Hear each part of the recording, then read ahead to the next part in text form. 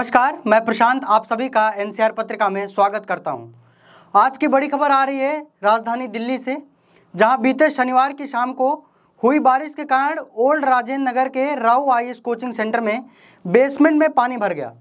इस जल भराव के कारण वहां 3 स्टूडेंट की डूबने से मौत हो गई।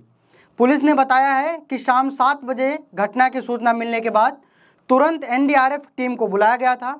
वहीं देर रात को ही तीनों स्टूडेंट के शव बाहर निकाल लिए गए थे। साथ ही करीब 14 छात्रों को सुरक्षित बाहर निकाला गया था। वहीं देर रात से ही स्टूडेंट धरना प्रदर्शन भी कर रहे हैं। आइए समझते हैं कि कैसे हुई है यह पूरी घटना। दरअसल मीडिया रिपोर्ट के अनुसार बीते शनिवार की शाम 7 बजे लाइब्रेरी बंद हो रही थी, जिस कारण सभी स्टूडेंट बाहर निकल रहे थे। इसी दौरान अचानक तेज प्रेशर के साथ पानी अंदर आने लगा।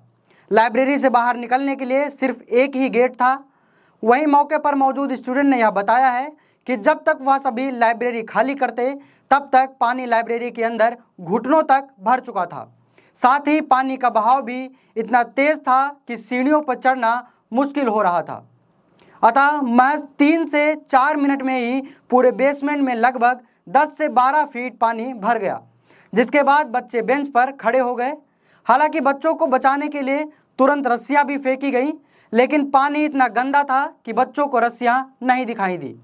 वहीं फायर ऑफिसर अतुल गर्ग ने यह बताया है कि सूचना मिलने पर फायर ब्रिगेड की 5 गाड़ियां तत्काल रूप से भेज दी गई थी, लेकिन सड़क पर पानी भरे होने की वजह से शुरुआत में तो बेसमेंट से पानी निकल ही नहीं रहा था, लेकिन कुछ देर बाद जब रोड का पानी कम हुआ तब जाकर लाइब्रेरी के बेसमेंट से पानी निकलना शुरू हुआ।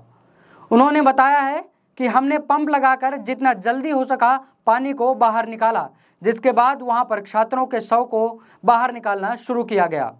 उन्होंने बताया कि रेस्क्यू के दौरान भी लाइब्रेरी के बेंच पानी में तैर रही थी।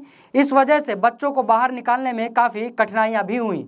साथ ही देर रात को जब रेस्क्यू अपने आखिरी चरण में था तब भी बेसमेंट में करीब 7 फीट तक पानी भरा हुआ था। हालांकि बच्चों को रस्सियों के सहारे सुरक्षित बाहर निकाल लिया गया। आपको बताते चलें कि घटना के बाद पुलिस तथा सरकार ने कई बड़े एक्शन भी लिए हैं, जिसमें पुलिस ने देर रात को यह बताया था कि घटना को लेकर एक क्रिमिनल केस भी दर्ज किया गया है। साथ ही फॉरेंसिक टीम के द्वारा भी मौके पर पहुंचकर वहां से कई सबूत इकट्ठे किए गए हैं। अब इस पूरे मामले की गहन जांच भी की जाएगी। उन्होंने आश्वासन दिया है कि जल्द ही जल्द सच सभी के सामने आ जाएगा कि घटना की मुख्य वजह क्या है।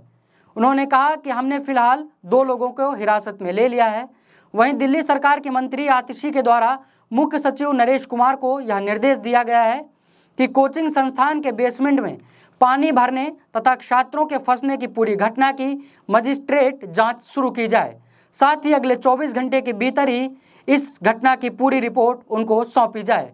वहीं दिल्ली मेयर शैली ओबराय के द्वारा एमसीडी कमिश्नर को यह निर्देश दिया गया है कि उन सभी कोचिंग सेंटर के खिलाफ सख्त कार्रवाई की जाए जो बेसमेंट में अपनी व्यावसायिक गतिविधियां चला रहे हैं। उन्होंने कहा कि यह नियमों का खुलेआम उल्लंघन है। उन्होंने इस पूरी त्रासदी के लिए एमसीडी के जिम्मेदार अधिकारियों की जांच के लिए भी आदेश दिए हैं। उन्होंने कहा कि आपको बता दें, तीनों छात्रों की पहचान कर ली गई है। एक छात्र का नाम नेविन डाल्विन है, जो 28 वर्ष का था। वह केरल का रहने वाला था। आपको बता दें कि वह बीते 8 महीने से यहाँ पर रहकर आईएएस की तैयारी कर रहा था। साथ ही वह दिल्ली के जवाहरलाल नेहरू यूनिवर्सिटी से पीएचडी भी कर रहा था। इसके अतिरिक्त जिन 2 छात्राओं की मौत हुई है उनकी पहचान तान्या सोनी उम्र 25 वर्ष तथा श्रेया यादव उम्र 25 वर्ष के रूप में की गई है। आपको बता दें कि श्रेया ने 1 महीने पहले ही इसी कोचिंग सेंटर में अपना एडमिशन लिया था। वह उत्तर प्रदेश के अंबेडकर नगर की रहने वाली थी। वहीं तान्या सोनी के बारे में अभी पूरी जानकारी सामने नहीं आई है। दिल्ली पुलिस ने बताया है कि हादसे में जान गंवाने वाले तीनों छात्रों के शवों को पोस्टमार्टम के लिए दिल्ली के राम मनोहर लोहिया अस्पताल लाया गया है। वहीं हादसे के बाद स्टूडेंट के द्वारा एमसीडी के खिलाफ जमकर विरोध प्रदर्शन भी किया जा रहा है। आपको बता दें कि सुबह एक प्रदर्शनकारी छात्र ने यह दावा किया है कि हादसे में करीब 8 से 10 लोगों की जानें गई हैं। उसने यह भी बताया कि मेरे मकान मालिक ने यह बताया है कि वह करीब 10 से 12 दिनों से एमसीडी से यह कह रहे थे कि ड्रेनेज सिस्टम को तुरंत सही करना चाहिए, अन्यथा कोई बड़ा हादसा हो सकता है। वहीं एक अन्य प्रदर्शनकारी छात्र के द्वारा यह बताया गया है कि दोषियों के खिलाफ तत्काल रूप से कार्रवाई होनी चाहिए तथा हादसे में घायल होने वाले एवं जान गंवाने वालों की सही संख्या भी बताई जानी जरूरी है। वहीं दूसरी ओर एमसीडी इसे एक डिजास्टर बता रही है, लेकिन गौर करें तो यह पूरी तरह से लापरवाही का मामला दिखाई पड़ता है, क्योंकि आधे घंटे की बारिश में ही लाइब्रेरी में घुटनों तक पानी भर जाना कोई सामान्य घटना नहीं मानी जा सकती। आपको बताते चलें कि डिजास्टर उस घटना को कहा जाता है जो कभी कभार घटित होती है, जिसमें मानवीय रूप से कोई कंट्रोल नहीं अथवा बिल्कुल ना के बराबर होता है।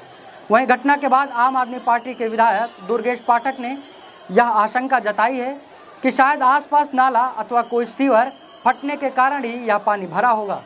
वहीं भाजपा इसके लिए जवाब दे तथा 15 सालों में उनका पार्षद यहां पर था और उन्होंने इसके लिए क्या किया है। वहीं दूसरी ओर भाजपा के प्रदेश अध्यक्ष वीरेंद्र सचदेवा ने यह कहा है कि केजरीवाल, आतिशी तथा उनकी सरकार के खिलाफ भ्रष्टाचार की जांच होनी चाहिए। साथ ही साथ दिल्ली नगर निगम के खिलाफ भी पूरे भ्रष्टाचार की जांच जरूरी है। आखिर नाले की सफाई क्यों नहीं की गई। वहीं भाजपा ने पलटवार करते हुए यह भी कहा कि आम आदमी पार्टी की सरकार को पूरी घटना का जिम्मेदार ठहरा जाना चाहिए। आपको बता दें कि दिल्ली भाजपा अध्यक्ष वीरेंद्र सचदेवा तथा सांसद बांसुरी स्वराज घटना की सूचना मिलते ही दुर्घटना स्थल पर पहुंच गए थे। उन्होंने कहा कि नालों की सफाई नहीं होने के कारण ही यह घटना हुई है, इसलिए दिल्ली सरकार ही इस आपराधिक लापरवाही की पूरी तरह से जिम्मेदार है। इसलिए जल बोर्ड मंत्री आतिशी तथा स्थानीय विधायक दुर्गेश पाठक को घटना की जिम्मेदारी लेकर अपना इस्तीफा दे देना चाहिए। आज की खबर में बस इतना ही। जल्द मिलते हैं अगली खबर के साथ। तब तक के लिए अपना ध्यान रखिए और जुड़े रहिए एनसीआर पत्रिका के साथ। नमस्कार।